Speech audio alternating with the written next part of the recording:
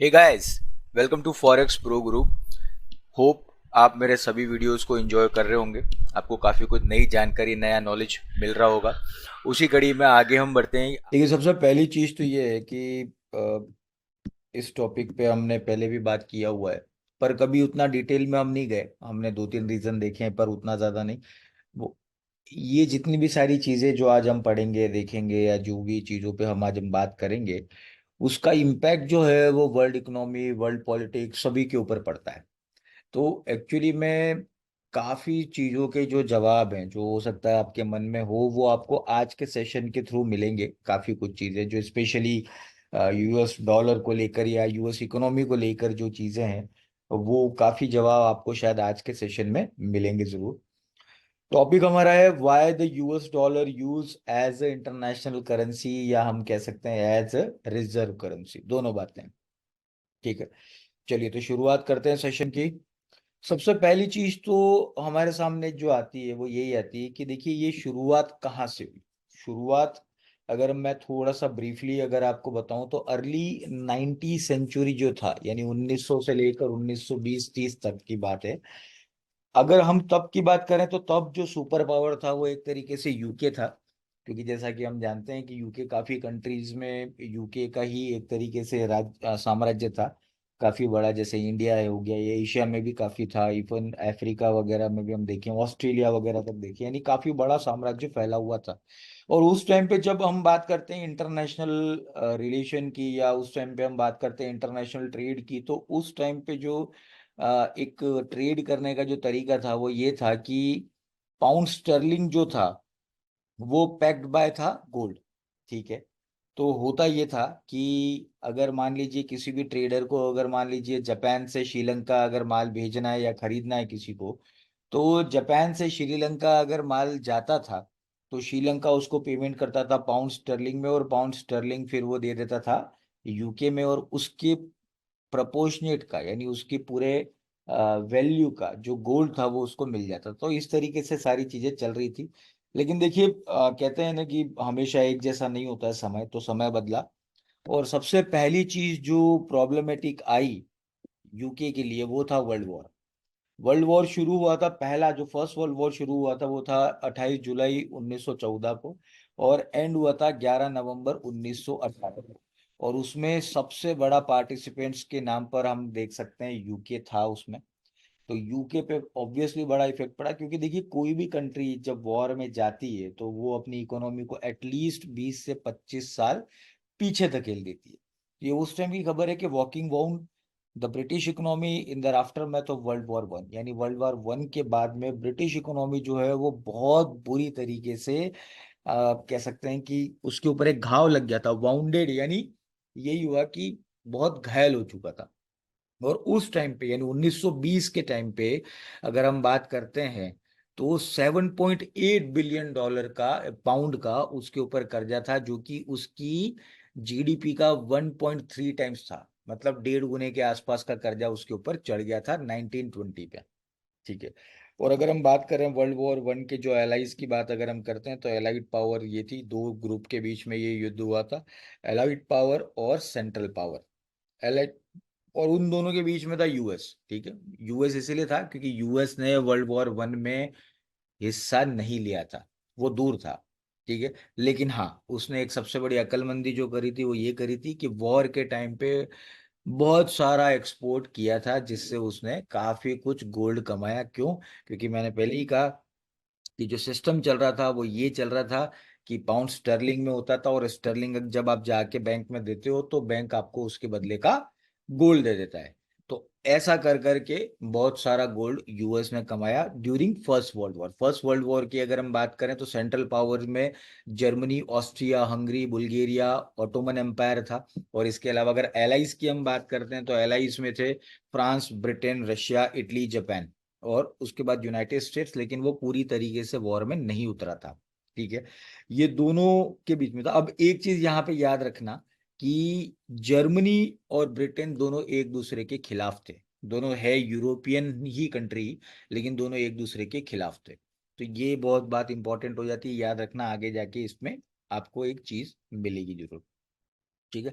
तो इस वॉर का फायदा कंप्लीटली यूएस ने उठाया। यूएस ने उठाने के बाद क्या किया कि देखा कि एक तरीके से वर्ल्ड वॉर वन के बाद में पूरी तरीके से अगर हम कह सकते हैं तो ये जितनी भी इकोनॉमी जिसकी हम बात करें जो उस टाइम पे बड़ी इकोनॉमी कहा जाता था, जैसे जर्मनी को अगर हम बड़ी इकोनॉमी बोलते हैं, इसके अलावा रशिया को बड़ी इकोनॉमी कहा जाता है, जापान को कहा जाता है, ग्रेट ब्रिटेन को, फ्रांस को, ये सारी बड़ी इकोनॉमीज की हालत बहुत खराब हो गई थी। क्योंकि आप अगर वॉर में जाते हो तो आप अपने आप को और अपनी कंट्री को 20 ईयर्स पीछे धकेल देते हो।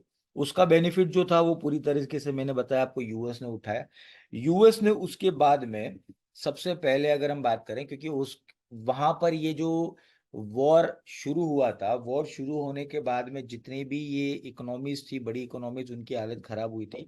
उसका फायदा यूएस ने उठाया। यूएस के में उस टाइम पे अर्ली 19 सेंचुरी में कोई सेंट्रल बैंक या कोई नोट छापने का सिस्टम या किसी भी तरह का कोई फाइनेंशियल सिस्टम सेंट्रलाइज नहीं था। ठीक है। तो सबसे पहला बेनिफिट यूएस ने ये उठाया कि सिंस 1914 के अंदर इन्होंने एक सेंट्रल बैंक लॉ का फेडरल रिजर्व एक्ट पास किया और 1914 में इन्होंने ये सारी चीजें की। तो एक बैंकिंग सेक्टर जो था वो शुरुआत अगर यूएस की हम बात करें तो 1914 में हुआ था, जो कि अपने आप में एक बहुत बड़ा स्ट्रेंज है, क्योंकि अगर सुपर पावर था तो बहुत पहले से होना था, लेकिन 1914 में ये चीज शुरू हुई थी। उसके बाद आया सेकेंड वर्ल्ड वॉर। तब तक काफी चीजें जो थी वो हम कह सकते हैं बिखर चुकी थी, लेकिन फिर भी सेकेंड वर्ल्ड वॉर जब हुआ तब उसकी इंटेंसिटी जो थी वो फर्स्ट वर्ल्ड वॉर से भी ज्यादा हैवी थी। सेकेंड वर्ल्ड वॉर शुरू हुआ था 1 सितंबर 1939 को और 2 सितंबर 1945 को ये खत्म हुआ। लगभग 6 साल ये वॉर चला। अब यहाँ पर भी जो पावर थी वो अलग अलग थी, एलाइड और एक्सिस में ये हुआ था, और यहाँ पर भी यूएस ने जो एंट्री थी वो लास्ट में ली थी। आपको याद हो तो पर्ल हार्बर पे जो अटैक किया था जापान ने, उस पर्ल हार्बर के अटैक का जवाब जो दिया था फिर जापान के ऊपर, दो सिटीज हिरोशिमा और नागासाकी पे यूएस ने पहला, वर्ल्ड का पहला न्यूक्लियर अटैक किया था। ठीक है, तब वो उतरा था। बाकी पूरी तरीके से एक्टिव यूएस उस टाइम भी नहीं था। इस टाइम भी यूएस ने यही काम किया।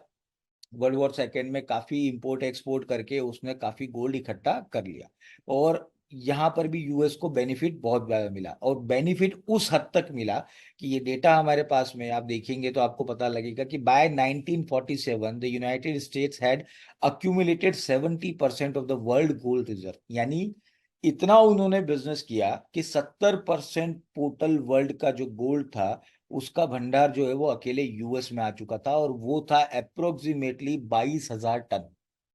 ठीक है, 22,000 टन हो चुका था। तो कहने का मतलब कि वॉर कंट्रीज ने लड़ी, फायदा जो है वो यूएस ने उठाया, और उस फायदे से वो बना एक तरीके से सुपर पावर। क्यों? क्योंकि देखिए अभी अगर हम बात करते हैं तो 1940s के टाइम पर भी अभी भी कोई सेंट्रलाइज सिस्टम नहीं था। ठीक है, इंटरनेट की क्रांति नहीं आई थी, कोई सेंट्रलाइज सिस्टम किसी तरह का कुछ नहीं था। तो उस टाइम पे जो भी करेंसी थी वो बैक्ड बाय गोल्ड हुआ करती थी। जिस कंट्री के पास सबसे ज्यादा गोल्ड होता था, इसका मतलब उसके पास में सबसे ज्यादा रिसोर्सेस होते थे, ये माना जाता था। तो इसलिए यूएस जो है वो वर्ल्ड वॉर सेकेंड के बाद में और मजबूत होता चला गया, और मजबूत होता चला गया, और उसकी पावर जो है वो दिन ब दिन बढ़ती रही। सेकेंड वर्ल्ड वॉर की बात हम करते हैं, क्या हुआ तो देखिए, जितनी भी बड़ी सुपर पावर थी, जो यूएस के पहले सुपर पावर थी, जैसे ग्रेट ब्रिटेन हो गया, जर्मनी हो गया, सोवियत यूनियन हो गया, फ्रांस हो गया, इन सब की हालत बहुत खराब हो चुकी थी, क्योंकि वो वर्ल्ड वॉर फर्स्ट और वर्ल्ड वॉर सेकेंड दोनों में एक्टिवली पार्ट किया था। सोवियत यूनियन यानी आज का रशिया कह सकते हैं, बहुत ज्यादा हालत खराब थी। और उसी टाइम पे साइमल्टेनियसली अगर हम देखें तो यूनाइटेड स्टेट उतना ही ज्यादा मजबूत था। अब इसी चीज का फायदा यूएस ने उठाया, और आज की तारीख में अगर हम देखते हैं यानी उस टाइम पे, तो सबसे ज्यादा गोल्ड रिजर्व वाला कंट्री यूएस बन चुका था। और आज जिस कंट्री के पास सबसे ज्यादा गोल्ड होता है, सीधी सी बात है कि आज उसके पास में सबसे ज्यादा पावर होती है। और इसीलिए अगर हम देखते हैं तो पहला बेनिफिट जो था वो वर्ल्ड वॉर वन और वर्ल्ड वॉर टू का उसको मिला। तीसरा बेनिफिट अगर हम बात करते हैं तो वो उसको मिला ब्रेटन वुड्स एग्रीमेंट से। ठीक है, क्योंकि देखिए अभी ये हो गया कि सारी कंट्रीज के पास में जो प्रॉब्लम थी वो क्या था। देखिए जब ये सारी कंट्रीज जो अभी हमने लिस्ट में देखी इनकी हालत खराब हो गई थी, इसके अलावा भी बहुत सारी कंट्रीज थी जिन्होंने डायरेक्टली या इनडायरेक्टली अगर वर्ल्ड वॉर 1 वर्ल्ड वॉर 2 में पार्टिसिपेशन किया था तो उनकी भी इकोनॉमी खराब हो गई।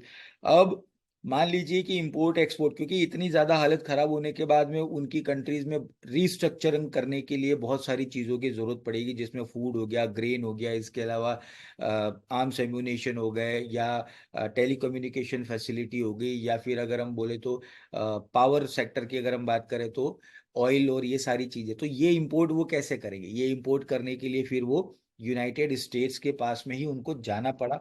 यूनाइटेड स्टेट्स ने जैसे ही अपना बैंकिंग सिस्टम शुरू किया तब वहां पर सीधी सी बात ये हो गई कि जो डॉलर का सिस्टम है वो भी पैक्ड बाय गोल्ड हो गया, और ऑटोमेटिकली जो पहले सिस्टम चलता था पाउंड स्टर्लिंग का वो सिस्टम अब आ चुका था यूएस डॉलर का।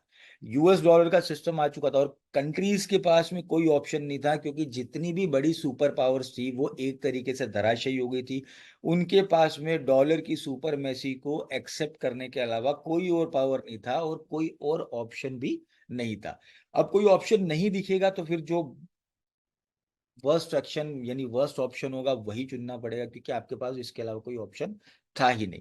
इसीलिए वहां पर इसको एक बेनिफिट मिला। उसके बाद में जब हम बात करते हैं 1944 की, उसके बाद में जो वर्ल्ड वॉर चल रहा था उसी टाइम पर यूएस ने एक बहुत बड़ा, हम कह सकते हैं गेम चेंजर, पूरी इकोनॉमी को गेम चेंज करने वाला एक पूरा पैतरा चला जिसको हम कहते हैं Bretton Woods agreement. Bretton Woods agreement मैंने पहले भी आप सेशंस में एक डिस्कशन किया आप लोगों से।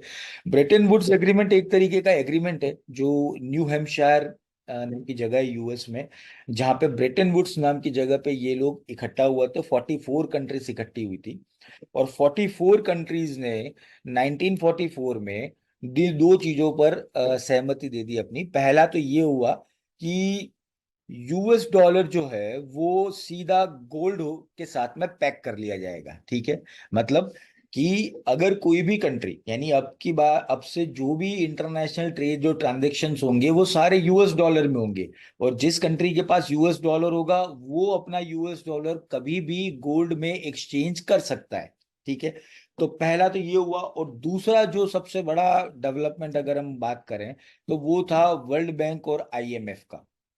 ठीक है, उसके पहले हम समझ लेते हैं कि यूएस डॉलर उस टाइम पे जो कन्वर्टिबल था गोल्ड के साथ में, उसमें क्लियर कट यहाँ पे लिखा हुआ था कि $35 पर आउंस एक तरीके से आपको गोल्ड मिल जाएगा। मतलब एक ऑन्स अगर आप दोगे, एक ऑन्स मतलब 28 ग्राम मान लो, यानी 28 ग्राम का गोल्ड अगर है, अगर आप उसको देते हो तो उसके बदले $35 आपको मिलेंगे। अभी नहीं, उस टाइम पे 1944 में।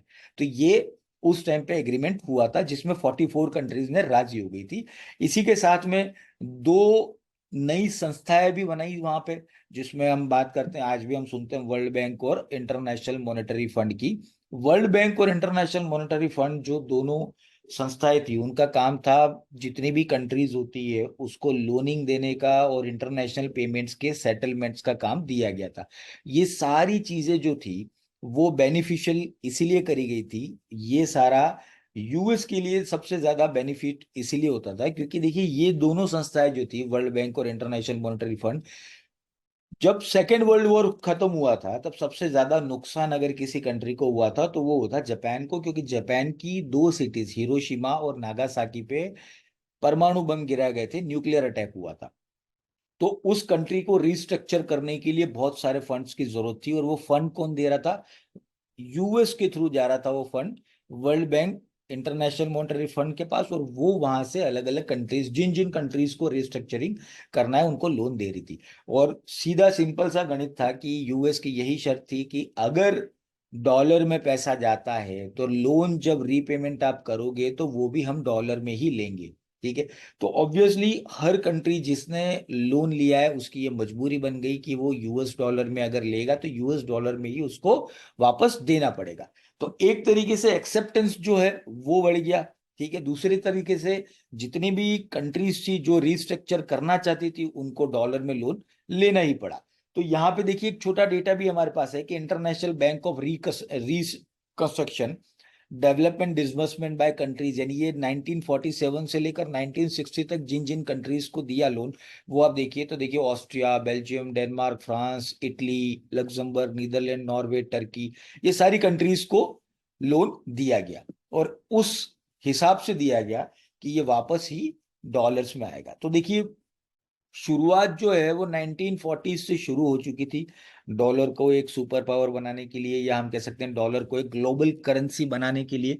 और वो धीरे धीरे धीरे धीरे सारी कंट्रियां एक्सेप्ट भी कर रही थी, और एक्सेप्ट इसीलिए कर रही थी क्योंकि उनके पास में और कोई ऑप्शन नहीं था।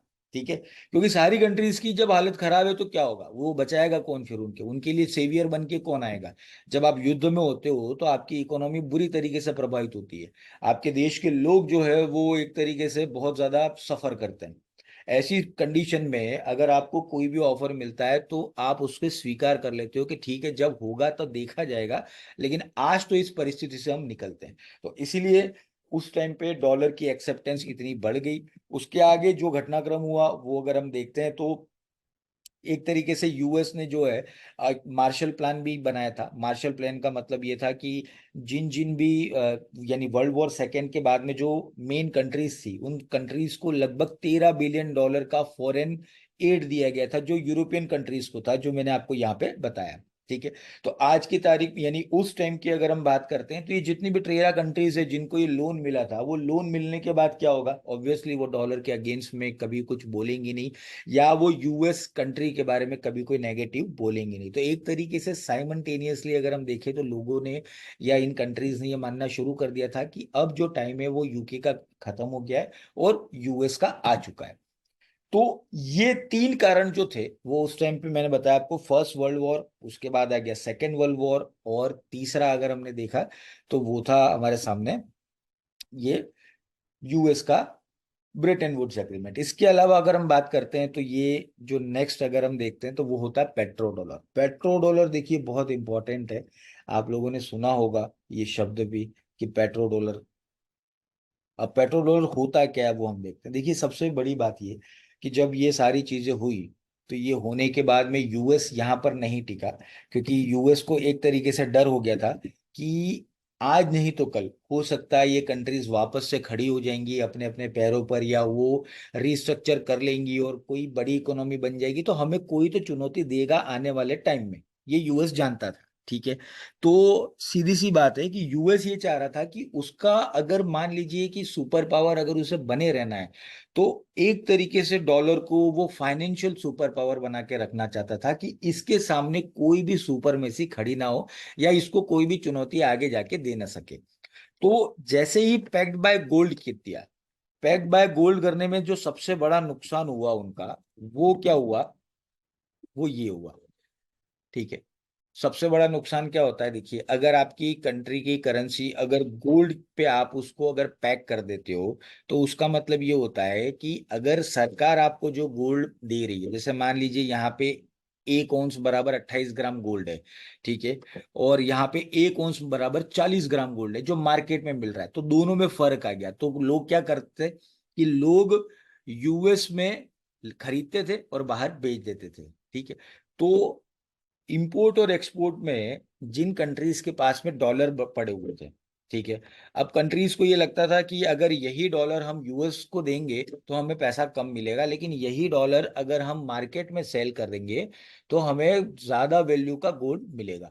अब यूएस की प्रॉब्लम क्या हो गई, तो देखिए यूएस की प्रॉब्लम ये हो गई कि उसे कहीं ना कहीं जो गोल्ड मार्केट है उसे भी मैनिपुलेट करके उसकी जो प्राइस थी और उसकी जो डिमांड सप्लाई थी उसको मैनेज करना था। ठीक है, तो यूएस ने क्या किया कि डिमांड और सप्लाई को मैनेज करने के लिए उन्होंने एक मेंबर कंट्रीज का ग्रुप बनाया जिसको हम कहते हैं लंदन गोल्ड गोल्ड पुल मेंबर्स। ठीक है, लंदन के अंदर ही ये एक्सचेंज था जहां पे खरीद और बेच हुआ करती थी, पुराने टाइम की बात है ये, 1940 से लेके 60s के बीच की। और उसकी पूल मेंबर कंट्रीज कौन कौन सी थी, तो देखिए यूनाइटेड स्टेट्स था जिसका पार्टिसिपेशन 50% था, then Germany 11%, United Kingdom 9%, France 9%, Italy 9%, Belgium 4%, Netherland 4% और स्विट्जरलैंड 4%। और यहाँ पे आपको अमाउंट भी दे रखेंगे किसने कितना अमाउंट लगाया और उसकी वैल्यू क्या है। ठीक है, तो ये सारी कंट्रीज मिलकर क्या करती थी कि गोल्ड को मैनिपुलेट करती थी। मैनिपुलेट कैसे करती थी, देखिए सिंपल सी बात है, जब आपको पता है, क्योंकि मैंने पहले ही कहा था कि गोल्ड जो है वो पूरे वर्ल्ड का लगभग 70% एक टाइम पे यूएस के पास था। तो अगर कोई भी कमोडिटी का मोर देन 50% अगर किसी एक एंटिटी के पास अगर आ जाता है तो वो उसकी प्राइजेस को आराम से मैनिपुलेट कर सकता है। अब होता ये था कि जब जब भी गोल्ड मार्केट में डिमांड में आता था तो ये क्या करते थे, गोल्ड को सेल कर देते थे। सेल कर देगा तो क्या होगा कि डिमांड और सप्लाई के बीच का जो गैप है वो कम हो जाएगा। प्राइस अगर बढ़ते थे तो ये गोल्ड को बाय करते थे, प्राइस अगर घटते थे ये गोल्ड को सेल करते थे। मतलब ये क्या चाहते थे कि गोल्ड की जो प्राइस है वो यूएस डॉलर से बराबर रहे, यूएस डॉलर से बढ़े नहीं। ठीक है, ये इनकी सबसे बड़ा सरदर्द था जिसका कोई इलाज निकल नहीं रहा था। लेकिन एक टाइम के बाद में, क्योंकि देखिए जब अल्टीमेटली पूरी दुनिया के अंदर ये सारी चीजें चल रही है, आप किस कंट्री को रोक सकते हो और आप किस कंट्री के ऊपर ये सैंक्शंस लगा सकते हो या उसको मना कर सकते हो, क्योंकि डॉलर जिन कंट्रीज के पास है वो आज नहीं तो कल अपने डॉलर्स को एक्सचेंज कराने जाएंगे ही जाएंगे। तो प्रॉब्लम यहाँ पे ये आ गई। अब ये आने के बाद में आप यहाँ पे देख सकते हैं, जैसे मैंने आपको बताया था, ये पिछले चार्ट में भी दिखाया था कि एक टाइम पे 1950s की अगर हम बात करें तो 22,000 टन सोना जो था वो यूएस के पास था। लेकिन आप देख रहे हैं 60s से लेकर जो 70s का चार्ट है, देखिए 60s में गोल्ड था इनका 14,000 टन, और 70s आते आते अगर हम बात करें तो ये 800 टन रह गया। क्यों? क्योंकि देखिए मेनली जितनी भी कंट्रीज थी, क्योंकि देखिए क्या होता है मार्केट में, एक बार पैनिक होता है ना, तो एक बार पैनिक होने के बाद फिर आपकी कोई नहीं सुनता है। ठीक है, तो जब ये खबरें निकलना शुरू हुई कि यूएस के पास में गोल्ड रिजर्व धीरे धीरे कम हो रहे हैं, घट रहे हैं, तो जितनी भी कंट्रीज थी वो टेंशन में आ गई कि हमारे पैसे का क्या होगा, हमारे पास में डॉलर पड़ा हुआ है, लेकिन अगर वो डॉलर मार्केट में अगर हम नहीं दे सकते हैं तो फिर उस डॉलर का सेंस ही क्या, वो तो पेपर हो गया, पीस ऑफ पेपर हो गया। तो इसीलिए सारी कंट्रीज चिंता में आ गई, उन्होंने ये चीज करी। और उसी चक्कर में जो लंदन गोल्ड पुल मेंबर्स थे उन्होंने भी हाथ खींच लिए, और धीरे धीरे ये हुआ कि गोल्ड जो था, गोल्ड का रिजर्व यूएस का था वो घटता चला गया और 8,000 औंस तक आ गया। अब ये जैसे ही आया तो ऑब्वियसली यूएस का चिंता में आना जायज था, क्योंकि एक बहुत बड़ा एक एम्पायर खड़ा किया है, वो एम्पायर ऐसे तो वो बिखरने नहीं दे सकता था। क्योंकि अगर ये चीज हो जाती तो क्या होता, लोगों का डॉलर के ऊपर और यूएस के ऊपर जो विश्वास है, जो इस ट्रस्ट है, जो उसकी एक धमक है, वो खत्म हो जाती, वो सारी चीजें बिल्कुल खत्म हो जाती। तो इसीलिए यहाँ पर क्या हुआ कि 1971 में इस चीज का बेनिफिट उठा के यूएस ने यहाँ पर उस टाइम के जो इनके प्रधानमंत्री थे, सॉरी, उस टाइम के जो इनके राष्ट्रपति थे, उन्होंने क्या किया कि ये सारी चीजें चेंज कर दी। उस टाइम के जो राष्ट्रपति थे रिचर्ड निक्सन थे, उन्होंने एक एग्जीक्यूटिव ऑर्डर पास किया जिसका नंबर है 11615, और 15 अगस्त 1971 को उन्होंने यूनिलेटरली डिक्लेयरिंग ये कर दिया कि abandonment of the dollar pact to the gold, यानी जो डॉलर था गोल्ड के साथ में जो पैक्ट बनाया था वो खत्म कर दिया। ठीक है, वो बिल्कुल खत्म कर दिया। अब यहां पर वही चीज हो गई कि एक ऑप्शन आपने बंद किया है तो दूसरा ऑप्शन आपको खोलना पड़ेगा ऑब्वियसली, और वो दूसरा ऑप्शन कौन था? दूसरा ऑप्शन था आपका पेट्रो डॉलर। ठीक है, अब पेट्रो डॉलर की हम बात करते हैं, चलिए वो चैप्टर खत्म हुआ, अब आते हैं पेट्रो डॉलर पे। पेट्रो डॉलर में देखिए क्या था, आप देखेंगे पूरी दुनिया के अंदर, यानी ये 40s के अंदर पता लग चुका था कि काफी कंट्रीज जो मिडिल ईस्ट की कंट्रीज है वहां पर ऑयल की एक्सेलरेशन की जा सकती है, क्योंकि उनके पास ऑयल बहुत सारा है। और जितनी भी मिडिल ईस्ट कंट्रीज थी उनके पास में ऑयल एक्सेलरेट करने के लिए कोई टेक्नोलॉजी नहीं थी, टेक्नोलॉजी थी तो केवल यूरोप और यूएस की कंपनीज के पास ही थी, और किसी कंपनी के पास में नहीं थी कि वो ऑयल को एक्सक्लेरेशन कर सके, उनका एक्सट्रैक्शन कर सके, उसको निकाल सके बाहर और उसकी रिफाइनरी बना सके, ये सारी चीजें नहीं थी। तो उसके बाद में यूनाइटेड स्टेट ने एक तरीके से सऊदी अरेबिया से बात करी और उन्हें ये कहा कि हम आपको ऑयल ढूंढने में भी मदद करेंगे, ऑयल निकालने में भी मदद करेंगे और रिफाइनरी डालने में भी मदद करेंगे, और साथ ही साथ हम आपको सुरक्षा भी देंगे, मतलब एक तरीके से मिलिट्री इक्विपमेंट भी आपको देंगे। आप एक ही काम आपको करना है, और वो ये काम है कि आप डॉलर, जो क्रूड ऑयल के प्राइजेस हैं, वो केवल और केवल डॉलर में आप करिए। ठीक है। वहां पर उन्होंने एक शर्त ये रखी कि आप क्रूड ऑयल के जो प्राइजेस हैं वो केवल और केवल यूएस डॉलर में होने चाहिए। मतलब कि अगर किसी भी कंट्री को ऑयल खरीदना है तो वो केवल और केवल यूएस डॉलर से खरीद सकते हैं। अब उस टाइम पे सबसे बड़ा प्रॉब्लम सऊदी अरेबिया के पास भी ये था कि देखिए, सऊदी अरेबिया कोई बहुत बड़ा सुपर पावर नहीं था, या सऊदी अरेबिया के पास बहुत कोई पैसा नहीं था, क्योंकि ऑयल एक्सेलरेशन तो अब शुरू होना था। तो सऊदी अरेबिया के पास में और कोई ऑप्शन नहीं था। सऊदी अरेबिया ने सोचा कि देखिए, वर्ल्ड का सुपर पावर अगर हमको आके बोल रहा है कि आपको हम पैसा भी देंगे, हम आपको ऑयल भी ढूंढ के देंगे, सारी चीजें हम करेंगे, आपकी सुरक्षा भी करेंगे, तो ठीक है ना, क्या करना है, डॉलर में ही देना है, तो उन्होंने हामी भर दी। अब वहां से शुरू होता है सारा गेम। सऊदी अरेबिया का जो ऑयल था वो 1938 में पहली बार एक्सेलरेट किया था, वो भी यूएस की कंपनी ने किया था। ठीक है। उसके बाद ये सारी चीजें चलती रही, और पेट्रो डॉलर वापस से होता रहा। अब सऊदी अरेबिया के साथ में डील जो थी वो क्या थी, कि सऊदी अरेबिया जो भी पेट्रोल या सॉरी क्रूड ऑयल बेचेगा, उस क्रूड ऑयल के बेचने के बाद में जो पैसा उसको मिलता है डॉलर्स में, वो वही डॉलर को यूएस में इन्वेस्टमेंट करता था। ठीक है। तो जो पैसा पेट्रोलियम प्रोडक्ट बेचकर कोई कंट्री अगर कमाती है, और उसी कंट्री, वही कंट्री आगे जाके यूएस के अंदर अगर इन्वेस्ट करती है, तो उसे पेट्रो डॉलर कहा गया है। तो पेट्रो डॉलर कहने का मतलब ये हुआ कि पैसा अगर घूम फिर के वापस यूएस में आ रहा है तो वो पेट्रो डॉलर कहलाता है। उस तरीके से में क्या हुआ, देखिए, यूएस की विन विन हुई, कि एक तो उसका जो डॉलर है वो घूम फिर के वापस उसके पास आ गया, उसी के रिसोर्सेज जो है वो अलग अलग कंट्री यूज कर रही है, और डॉलर की जो एक्सेप्टेंस है वो अलग अलग बढ़ रही है। तो पेट्रो डॉलर एक तरीके से हम कह सकते हैं कि हर कंट्री को लेना पड़ा। हर कंट्री को, चाहे इंडिया हो, चाहे जो चाइना हो, चाहे जापान हो, चाहे रशिया हो, सबको ये करना पड़ा। केवल वही कंट्री बच सकती थी जिस कंट्री के पास में खुद का ऑयल हो। अब कुछ कंट्री ने विरोध भी किया, ऑब्वियसली। देखिए, ऐसा नहीं है कि यूएस का कोई, यूएस के अगेंस्ट में कोई खड़ा नहीं हुआ, खड़ा हुआ तो उसकी हालत भी खराब हुई। सबसे पहले खड़ा हुआ था कौन, तो इराक का सद्दाम हुसैन। उसने क्लियर कट बोल दिया था कि हम डॉलर को यूज नहीं करेंगे, हम यूरो की करेंसी को प्रमोट करेंगे, और काफी कुछ चीजें उन्होंने करनी शुरू कर दी। लेकिन आप देख जानते हैं कि क्या हुआ, यूएस यही चीज करता है, उसके ऊपर बहुत सारी चीजों का आरोप लगाया। ये बताया कि जैविक हथियार एक तरीके से ईरान इराक बना रहा है, और फिर क्या हुआ, उसको फांसी दे दी। इराक में यूएस की मिलिट्री घुस गई और फांसी दे दी। तो इराक एक तरीके से मैटर खत्म हो गया। दूसरी कंट्री कौन थी, तो लीबिया। लीबिया में अगर आपने सुना होगा तो गद्दाफी वहां का एक तरीके से था, तो तानाशाही वो था। उसने क्या किया था, उसने भी सेम चीज करी थी। मुअम्मर गद्दाफी ने यही कहा था कि या तो हम यूरो को यूज करेंगे, या फिर अफ्रीकन कॉन्टिनेंट की एक हम कंबाइंड एक करेंसी बनाएंगे, क्योंकि लीबिया जो है वो अफ्रीकन कॉन्टिनेंट का कंट्री है। लेकिन फिर वहां पर भी सेम चीज हुई, गद्दाफी को भी उतार दिया गया, उसको भी मतलब एक तरीके से गिरफ्तार कर दिया, मरवा दिया गया था, ऐसा कुछ हुआ था। तो वहां पर भी उस मैटर को खत्म कर दिया। उसके बाद आया ईरान। ईरान, आपने सुना ही होगा, जाना भी होगा। देखिए, ईरान भी बहुत बड़ा ऑयल का सप्लायर है, बहुत बड़ा।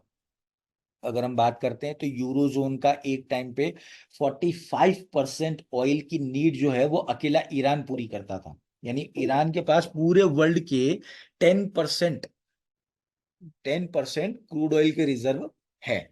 तो ईरान एक बहुत बड़ा, इवन इंडिया भी ईरान से काफी क्रूड ऑयल लेता रहा है पुराने टाइम पे, लेकिन जब से सैंक्शन नहीं लगे थे तब तक, सैंक्शन लग जाने के बाद नहीं ले पाए। तो ईरान वो भी लाइन में आया, और ईरान के ऊपर भी इल्जाम लगा दिया कि आप परमाणु हथियार बना रहे हो, तो उसके ऊपर सैंक्शन लगा दिए और सारी चीजें खत्म करी। तो ईरान भी एक तरीके से आज की तारीख में ओपनली किसी को भी ऑयल नहीं सेल कर सकता है टेक्निकली। ठीक है। तो ये सारी चीज, देखिए, यूएस का एक सिंपल सा फंडा रहा है कि या तो आप प्रेम से मान जाओ, नहीं मानोगे तो फिर डंडा चलाएंगे। तो ये उसी तरीके की बात बाकी कंट्रीज के सामने ईरान को करी थी। और इसके बाद में आपने सुना भी होगा, ईरान के ऊपर यूएस ने दुनिया भर के सैंक्शन लगा दिए। देखिए, सैंक्शन लगाने के बाद में अब ईरान के पास में कोई ताकत नहीं रह जाती है कि वो कर रहा है। जैसे आपको अगर ध्यान हो तो रशिया यूक्रेन वाला भी जो पंगा हुआ था, मैटर हुआ था, तो उस टाइम पर भी रशिया के ऊपर दुनिया भर के सैंक्शंस लगा दिए, जिससे रशिया की इकोनॉमी को काफी डेंट लगा था एक तरीके से, अगर आप जाने तो। उस टाइम पे जो रशिया की हालत थी वो बहुत ज्यादा खराब थी। खैर अब पहले के मुकाबले काफी कुछ सही है, लेकिन उस टाइम पे जब ये सैंक्शन लगे थे तो शुरुआत के 3 से 6 महीने, जो 2 क्वार्टर थे, वो रशिया के लिए बहुत खराब थे। ठीक है, तो ये हो गया पेट्रो डॉलर। उसके बाद में जो रीजन आता है, वो रीजन आता है स्विफ्ट। स्विफ्ट, आपने ये वर्ड सुना होगा। अगर कोई भी इंटरनेशनल ट्रांजैक्शन किया जाता है तो आपको अगर किसी और बैंक में पैसा भेजना हो तो स्विफ्ट कोड की जरूरत होती है। अब उस स्विफ्ट कोड, यानी स्विफ्ट कोड जो होता है वो पर्टिकुलर उस बैंक की जो ब्रांच होती है उसका कोड होता है। ठीक है, और स्विफ्ट का फुल फॉर्म है society for world wide interbank financial telecommunication. ठीक है, तो आप अगर कोई भी फॉरेन ट्रांसफर करना चाह रहे हो तो विदाउट स्विफ्ट के ये नहीं हो सकता है। अब देखिए, यूएस ने दिमाग तो ऑब्वियसली बहुत लगाया, ये पूरा सिस्टम जो है वो एक तरीके से यूएस ने ही बनाया और यूएस ही चला रहा है। ठीक है, अब ये रीजन कैसे हो सकता है? देखिए, वर्ल्ड वॉर का मैंने आपको बताया कि वर्ल्ड वॉर फर्स्ट और वर्ल्ड वॉर सेकेंड दोनों में क्या हुआ, यूएस ने बाहर बैठ के मजा लिया, इंपोर्ट एक्सपोर्ट बढ़ाए और दुनिया भर का गोल्ड है वो अपने पास कर लिया। अब गोल्ड उसके पास हो गया तो सबसे बड़ी ताकत उसके पास आ गई। गोल्ड अपने पास रखने के बाद में क्या किया उसने, उसने ब्रेटन वुड्स एग्रीमेंट कर लिया और गोल्ड के साथ में डॉलर को लिंक करवा लिया, जो कि पहले पाउंड था। ठीक है, अब जैसे ही ये लिंक हुआ तो क्या हो गया, दुनिया भर में फिर वापस से जो इंपोर्ट एक्सपोर्ट होने लग गया उसमें डॉलर की डिमांड हो गई। अब डॉलर की डिमांड हो गई तो वो भी एक टाइम के बाद, जब लोगों ने ये, पहले यूएस ने ये सोचा कि एक साथ तो कोई कराने आएगा नहीं, लेकिन जब ज्यादा तरीके से लोग एक बार एक्सचेंज कराने आए तो डॉलर, गोल्ड की जो उसके रिजर्व थे वो धीरे धीरे गिरने लग गए। तो उसके बाद उसने अपनाया रास्ता पेट्रो डॉलर का। पेट्रो डॉलर में क्या हो गया कि अब हर कंट्री की जो नीड है, क्योंकि सुपर एक तरीके से हम कह सकते हैं नीड जो अगर किसी भी कंट्री की होती है तो वो होती है एनर्जी सोर्स, और एनर्जी सोर्स अभी तक सबसे बड़ा जो एक ही है पूरे वर्ल्ड में वो है क्रूड ऑयल। तो क्रूड ऑयल कहाँ से मिलेगा? डॉलर में मिलेगा। हर कंट्री की नीड क्या हो गई, ये करने की। अब मान लीजिए कुछ कंट्रीज ने विरोध भी किया तो उन कंट्रीज से क्या हालत करी, जैसे मैंने आपके सामने एग्जांपल रखा ईरान का, इराक का, लीबिया का, उनकी हालत खराब कर दी। अब आ गया पांचवा इसका जो हथियार था, वो था स्विफ्ट कम्युनिकेशन। स्विफ्ट कम्युनिकेशन अगर हम बात करते हैं तो एक तरीके से इंटरनेशनल ट्रांजेक्शन जो होते हैं उसमें स्विफ्ट कोड होता है। अब वो कोड के थ्रू आप किसी भी कंट्री में, एक कंट्री से दूसरी कंट्री में इंपोर्ट एक्सपोर्ट या किसी भी तरीके का पेमेंट है वो कर सकते हैं।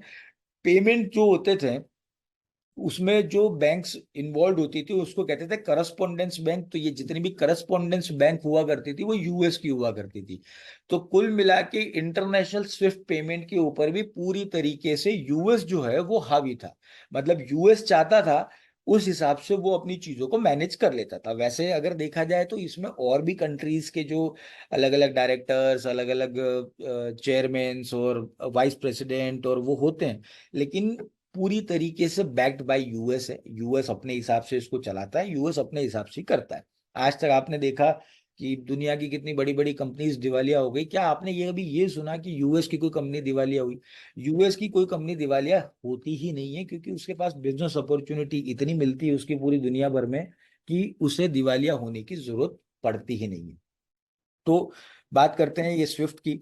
अब स्विफ्ट में केवल सीधा सिंपल सा सिस्टम, ये जितने भी आप देख रहे हैं अलग अलग उनके कंपोनेंट्स हैं, ट्रांसफर से, ब्रोकिंग डीलर से, डिपॉजिटर से, पेमेंट सिस्टम है, क्लियरिंग सिस्टम है, ये सारा जुड़ा हुआ होता था स्विफ्ट से। और स्विफ्ट के ऊपर पूरा कंट्रोल होता था अमेरिका का।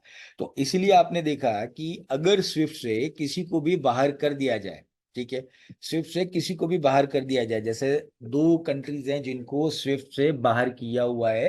पहला है रशिया, दूसरा है ईरान। ईरान के ऊपर इल्जाम लगाया था कि आप लोग एक तरीके से न्यूक्लियर वेपन बना रहे हो जो कि आपके लिए परमिशेबल नहीं है। और रशिया के ऊपर तो ऑब्वियसली अभी आपने को ध्यान ही होगा कि रशिया यूक्रेन जो कॉन्फ्लिक्ट हुआ था उसके बाद से ये सारी चीजें कर दी गई है। अब इन दोनों के कारण ये हो गया कि रशिया और ईरान मतलब किसी तरह का कोई इंटरनेशनल पेमेंट ना तो ये कर पाएंगे ना ये ले पाएंगे। कोई भी बड़ी कंपनीज इनके पास में नहीं आएगी। देखिए होता क्या है, देखिए रशिया ने आज अपना सिस्टम फिर भी थोड़ा कह सकते हैं हम कि अच्छा कर लिया। आज रशिया पहले के मुकाबले काफी स्टेबल है, लेकिन उसको संभलने में टाइम लगा। ठीक है, तो यूएस की आज भी इतनी पावर है कि वो चाहे तो किसी के ऊपर सैंक्शन लगा दे, तो वो सैंक्शन लगने के बाद उस कंट्री को संभलने में 2 साल का वक्त तो मिनिमम लग जाता है।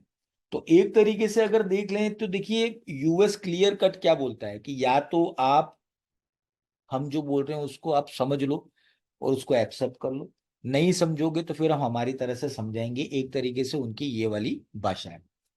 और इस भाषा को बल तब मिलता है जब सबसे बड़ा कॉन्टिनेंट जो होता है वो उनका साथ देता है, जो कि है यूरोप। यूरोप की सारी कंट्रियां आज की तारीख में यूएस के पीछे पीछे ही चलती है। और आज हालत ये है कि यूएस तो फिर भी ठीक है, पर यूरोप की हालत बहुत ज्यादा खराब है। यूरोप अब मुझे नहीं लगता है कि वो उस तरीके से फाइनेंशियली वापस उठ पाएगा जो एक टाइम पर यूरोप हुआ करता था। अब बात करते हैं कि प्राइमरी सैंक्शन, यानी सैंक्शन लगाते हैं तो सैंक्शन दो तरीके से होते हैं। पहला होता है प्राइमरी सैंक्शन और सेकेंडरी सैंक्शन। तो देखिए प्राइमरी सैंक्शन क्या होता है पहले समझ लेते हैं। देखिए यूएस अगर किसी भी कंट्री के ऊपर प्राइमरी सैंक्शन लगा देता है तो सीधी सी बात ये हो जाती है कि जो भी यूएस की मतलब यूएस की जो भी कंपनीज हैं वो डायरेक्टली उससे डील नहीं कर सकती, चाहे वो यूएस में हो चाहे वो उस कंट्री में हो। जैसे मान लो रशिया के ऊपर सैंक्शन लग गया तो यूएस की सर्विस देने वाली जितनी भी कंपनीज है वो तुरंत रशिया से अपना सामान और बोरिया बिस्तरा समेट लेगी और निकल जाएगी। ठीक है। और ये सैंक्शन लगने से ही क्या होता है कि देखिए पैनिक होता है मार्केट। आप समझते हैं फाइनेंशियल मार्केट कैसा होता है, एक छोटा सा र्यूमर भी अगर आ जाएगा ना तो पब्लिक डर जाती है। वो कहते हैं ना पैनिक वाली सिचुएशन आ जाती है, रिस्क ऑफ वाली, रिस्क इन और रिस्क ऑफ वाली सिचुएशन आ जाती है, जिसके कारण मार्केट तो एक टाइम से धड़ाम के गिर जाता है। जैसे यूएस मार्केट में जब ये बात आई थी तो यूएस का जो करेंसी मार्केट था जिसमें रूबल उसकी करेंसी थी वो फटाक दे के गिर गई थी, लगभग 20% एक दिन में वो डेप्रिशिएट हो गई थी एक तरीके से। स्टॉक मार्केट भी गिर जाते हैं, बड़े बड़े जो हम कह सकते हैं कंपनीज और बड़े बड़े इन्वेस्टर्स होते हैं वो भाग जाते हैं। फिलहाल एक रिसेंट उदाहरण हमारे सामने है कि जब ये इसराइल और पैलेस्टाइन का जो अभी इशू वापस से क्रिएट हुआ था उस टाइम पर भी यही हुआ। इसराइल से बहुत बड़ी कंपनीज जो थी वो जाने लगी थी, इन्वेस्टर्स जो थे वो पैसा निकालने लगे थे। तो देखिए होता क्या है कि ऐसा नहीं है कि संभलता नहीं है, संभल जाता है मार्केट, नो डाउट। लेकिन जो पैनिक वाली सिचुएशन होती है ना वो काफी लोगों को ले डूबती है। तो इसीलिए कहते हैं कि फाइनेंशियल मार्केट में कभी पैनिक नहीं होना। देखिए दुनिया जितनी नीचे जाती है ना उतनी डबल तेजी से ऊपर आ जाती है। मार्केट कहाँ था, कोरोना आया तब मार्केट कहाँ चला गया, और आज आप देखो तो पुराना और कोरोना दोनों मिला दो उससे डबल ऊपर आज मार्केट है। तो सिंपल कैलकुलेशन यही होती है कि देखिए सारी चीजें आएंगी और जाएंगी, लेकिन मार्केट जो है ना उसको अपने आप को देखने का तरीका है ना वो डिफरेंट होता है। आने वाले टाइम में जो चीजें बढ़ने वाली है वो बढ़ने ही वाली है, उसका तो कोई वो नहीं है। लेकिन फिर भी थोड़ा सा कह सकते हैं ना कि लॉन्ग टर्म अगर आपका विजन होता है ना तो एक उसका बेनिफिट होता है। तो प्राइमरी सेंक्शन में क्या होता है कि डायरेक्टली यूएस उस कंट्री के ऊपर सेंक्शन लगा देता है। सेंक्शन लगाने के बाद में वो यूएस से जुड़ी हुई कोई भी कंपनी स्विफ्ट और ये सारी चीजों का वो बेनिफिट नहीं ले पाता है, तुरंत उसके जितने भी पेमेंट्स हैं वो सारा लग जाता है। ये सैंक्शंस यूएस ने नॉर्थ कोरिया पे लगाया, क्यूबा पे लगाया, सीरिया पे लगाया, और रशिया पे लगाया। तो ये सारी चीजें आप देख सकते हो। आज इनमें से किसी की भी इकोनॉमी आप मानते हो क्या अच्छी है? सीरिया की हालत कैसी है आप जानते हो, रशिया की हालत कैसी है आप जानते हो। रशिया को अगर इंडिया और चाइना का साथ नहीं मिला होता तो मैं आपको लिख के दे सकता हूँ कि रशिया सीरिया से भी बुरी हालत में होता। ठीक है। क्यूबा क्यूबा में आज भी देखिए क्यूबा वापस से नहीं उठ पाया, क्यूबा अभी भी खत्म है। नॉर्थ कोरिया तो खैर दुनिया जानती है उसका क्या है। तो ये होता है प्राइमरी सैंक्शंस, और दूसरे होते हैं सेकेंडरी सैंक्शन। देखिए प्राइमरी सैंक्शंस जो होता है वो डायरेक्टली कंट्री के ऊपर लगते हैं, और सेकेंडरी सैंक्शंस जो होते हैं वो कंट्री के साथ में जो व्यापार कर रही होती है कंट्री वो उस पे लग जाते हैं। जैसे मैं आपको एग्जांपल देता हूं कि ईरान के ऊपर सैंक्शन लगाया, उस टाइम पे ईरान से इंडिया जो है वो ऑयल लेता था। ठीक है। उस टाइम पे मनमोहन सिंह जी की सरकार थी और लेते थे। उसके बाद में फिर जब सैंक्शन लगे तब यूएस ने क्लियर कट बोल दिया कि अगर हम ईरान के ऊपर सैंक्शन लगा रहे हैं तो सेकेंडरी सैंक्शंस के हिसाब से आपको भी उससे तेल लेना बंद करना पड़ेगा। ऑब्वियसली उसके बाद इंडिया ने तेल लेना बंद कर दिया। लेकिन उसी का एक एग्जाम्पल हम दूसरा भी देख सकते हैं कि अभी की अगर हम बात करें कि जैसे रशिया के ऊपर उन्होंने सैंक्शन लगाया था, तो रशिया के ऊपर सैंक्शन लगाने के बाद में यूएस ने इंडिया को इनडायरेक्ट वे में, डायरेक्टली कभी नहीं कहा, पर इनडायरेक्ट वे में उन्होंने कई बार पत्रकारों के थ्रू या इस तरीके से बैक चैनल्स में ये बात पहुंचाई कि आप अभी बार बार यूएस यानी रशिया से क्यों ऑयल परचेज करते हो। तो इंडिया ने क्लियर कट अपना जो स्टैंड था वो क्लियर किया कि हम हमारा पहले देखेंगे, हम आपका बाद में देखेंगे। प्रॉब्लम्स अगर है तो वो इंडिया की प्रॉब्लम नहीं है, वो आपकी प्रॉब्लम है, आप उसको सुलझाइए। अगर इंडिया को सस्ता तेल रशिया दे रहा है तो हम रशिया से लेंगे, आप उससे सस्ता दे दो तो हम आपसे ले लेंगे। सिंपल ये बात थी। तो इसीलिए आपने देखा होगा कि US will not sanction India for buying Russian oil से सीनियर अमेरिकन ऑफिशियल, ये बात जब पूछी गई थी तो ये बोला गया था।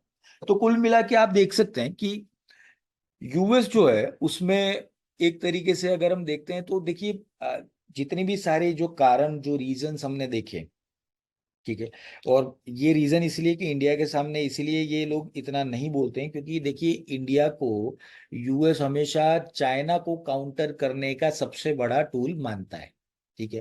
क्योंकि पहले चाइना इनके लिए बड़ी थ्रेट नहीं था, तो इंडिया की इतनी इंपॉर्टेंसी यूएस के लिए नहीं थी, लेकिन आज की तारीख में यूएस के लिए पूरी दुनिया में सबसे बड़ा थ्रेट अगर कोई है तो वो चाइना है। रशिया तो बिल्कुल नहीं है, ये बाइडेन पागल है जिसने अपना सारा फोकस जो है वो रशिया पे कर लिया था। अगर चाइना पे किया होता तो काफी कुछ यूएस इवन ग्रो करता, ठीक है। तो वो उसको देखते ऐसा है इंडिया को कि इंडिया को काउंटर यानी चाइना को काउंटर करेंगे तो हमारे साथ में इंडिया होना चाहिए। इस कारण से इंडिया को लेकर थोड़ा सा वो कह सकते हैं ना, उनका एक काइंड हार्ट है इस मामले को लेकर, ठीक है। और इसके अलावा बात करते हैं कि देखिए अभी बहुत सारी कंट्रीज जो हैं वो यूएस डॉलर को लेकर काफी इनसिक्योर फील करती हैं, और वो जानती हैं कि ये जैसा सेंशन रशिया के ऊपर लगा है वैसा सेंशन वो किसी के ऊपर भी लगा सकते हैं आने वाले टाइम में। तो ऐसे कोई भी सेंशन अगर लग जाए ना तो उस कंट्री की इकोनॉमी एकदम खत्म हो जाती है और वापस उठने में उसको लगेगा टाइम। तो अभी वैसे ही घबराए हुए हैं, बात चल रही है डी डॉलराइजेशन की, जिसके ऊपर मैंने एक स्पेशल सेशन भी लिया था कि डी डॉलराइजेशन क्या होता है, क्यों होता है, कैसे होता है, उसके इफेक्ट क्या होते हैं और आगे क्या हो सकता है। बात चल भी रही है, कई लोगों ने इस पे काम किया भी है, जैसे चाइना और सऊदी अरेबिया के बीच में जो पहली ऑयल की डील हुई वो युआन को लेकर हुई। वो चाइना का सॉरी चाइना का युआन जो है वो अभी सऊदी अरेबिया लेने लग गया है, जिसके ऊपर यूएस ने भी कड़ी आपत्ति दायर की थी। हमारा इवन ट्रेड जो है जो यूएई से होता है उसमें हमने रुपीस में ट्रेड किया। इसके अलावा ब्रिक्स करेंसी की भी बात चल रही है, अब देखो क्या होता है, वो कितनी जल्दी आ सकती है, क्या हो सकता है। लेकिन फिर भी आज की तारीख में अभी भी डी डॉलराइजेशन उतना ज्यादा इफेक्टिव नहीं है जितना होना चाहिए। अब इसके लिए होना यही पड़ेगा कि देखिए स्विफ्ट सिस्टम को पहले तो आप कमजोर करो। आप एक ऐसा साइमल्टेनियसली पैरेलल सिस्टम बनाओ कि अगर आपको मान लो इंडिया को कल को उठा के स्विफ्ट सिस्टम से बाहर निकाल दें तो इंडिया के इंपोर्ट एक्सपोर्ट या पेमेंट्स को लेकर कोई फर्क ना पड़े, पहले वो सिस्टम क्रिएट होना चाहिए। तो उसी तरीके से अगर सारी कंट्रीज ऐसे कुछ सिस्टम्स क्रिएट कर लेती है तो ये चीज होगी। बाकी धीरे धीरे क्रूड ऑयल के ऊपर आज नहीं तो 10 साल बाद या 15 साल बाद डिपेंडेंसी खत्म होने ही वाली है, तो वहां पर भी डॉलर की डोमिनेंस धीरे धीरे कम होगी। लेकिन फिलहाल अगर हम बात करते हैं, फिलहाल 5 से 10 साल तो हम कह सकते हैं कि डॉलर की डोमिनेंस को कम होने में हो सकता है थोड़ा टाइम जरूर लगे, लेकिन नियर फ्यूचर बिल्कुल तो नहीं दिख रहा। तो ये आज का सेशन था जिसमें मैंने आपको डॉलर की डोमिनेंस के बारे में बताया कि किस तरीके से सारी चीजें चलती है, कैसे डॉलर जो है वो इतना डोमिनेट हुआ, क्यों आज की तारीख में सुपर पावर रशिया को सॉरी यूएस को माना जाता है, और एक नॉर्मल कंट्री से सुपर पावर तक का जो सफर था वो मैंने आपको बताया कि कैसे ये बना। और इन बिटवीन अगर हम देखते हैं तो जितनी भी इकोनॉमी थी वो थ्रू आउट कभी यूएस के सामने अपना सर नहीं उठा पाई। जैसे हम बात करते हैं जर्मनी, जर्मनी अब कभी यूएस के बराबर नहीं आ पाया, यानी 1914 या 1920 के बाद में यूएस के बराबर ना तो यूके आ पाया है, ना ही रशिया आ पाया है, ना ही चाइना। चाइना आया जरूर है, पर हम कह सकते हैं चाइना दोनों ही वर्ल्ड वॉर में उतना ज्यादा एक्टिव नहीं था, ठीक है। और चाइना आया है लेकिन चाइना फिलहाल जो है वो बहुत बड़ी प्रॉब्लम में है। लास्ट 2 साल से उसके वहां पे एफआईआईज जो है वो पैसा निकाल रही है, चाइना की जो इकोनॉमी वो लगातार गिर रही है। इसके अलावा अगर हम देखते हैं तो चाइना एक्चुअली में जैसे दूसरी कंट्रीज में इन्फ्लेशन चल रहा है, जापान में सॉरी चाइना में डिफ्लेशन चल रहा है। तो चाइना अभी वैसे भी आने वाले मुझे लगता है 5 साल तो मिनिमम चाइना को ये चीजें कवर करने के लिए लगेंगी। तो कुल मिला के जो फ्यूचर है वो इंडिया का बहुत ब्राइट है, लेकिन डी डॉलराइजेशन का जो भी इफेक्ट पड़ेगा उस पे मुझे नहीं लगता है कि इंडिया का कोई बहुत ज्यादा बड़ा रोल होगा उसमें। तो आज का सेशन कैसा लगा मुझे जरूर बताएं। और आप क्या सोचते हो कि यूएस जो सुपर पावर बना है, ठीक है, क्या उस चीज को आप कैसे देखते हो, वो उसके बारे में मुझे बताइए। और आज का सेशन कैसा लगा मुझे जरूर बताएं। सेशन से जुड़ा हुआ कोई क्वेश्चन हो आप मुझे पूछ सकते हैं। मैं 1 मिनट का ब्रेक लूँ। Thank you very much.